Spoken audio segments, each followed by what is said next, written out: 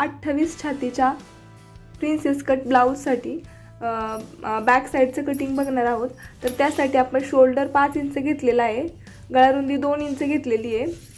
गळारुंदी 2 inch आणि खाली deep मी घेतलेला आहे 9 इंच रेडी पाहिजे. पावणे इंच मी एक्स्ट्रा घेतले, कारण इथं पावणे इंच एक्स्ट्रा आपलं शिलाईमध्ये दाबलं जाईल. तर मग अशी 9.5 इंच मी इथं गळ्याची उंची घेतली आहे आणि गळ्याची रुंदी खालच्या साईडला अर्धा इंच वाढून इथं 2.5 इंच गळारुंदी घेतली आहे, वरती 2 इंच घेतली आहे. नंतर ना या ब्लाऊजसाठी आपण मुंढाची खोली 5.5 इंचावरती घेतलेली आहे आणि इथून आपल्या चेस्टचा चौथा भाग 7 इंच अधिक आपण शिलाई मार्जिन जेवढी ठेवतो तेवढी घेऊ शकता. मी इथं 1.5 इंच घेतलेली आहे, तुम्ही 2 इंच पण घेऊ शकता. आणि खाली आपल्याला कमरेचा चौथा भाग अधिक आपली शिलाई मार्जिन 1.5 इंच आणि 1 इंच एक्स्ट्रा घ्यायचा आहे टक्ससाठी.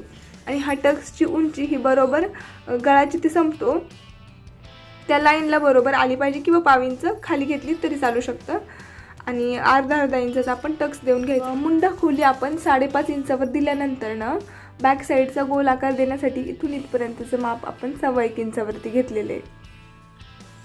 आणि इथून जो 5.5 इंच आपला जो मुंडा आहे त्याच्या निम्म करून इथं 2.25 इंचावरती आपण 1.5 इंच इकडे घेऊन हा शेप दिलेला आहे, म्हणजे आपला परफेक्ट मुंड्याचा शेप बसतो.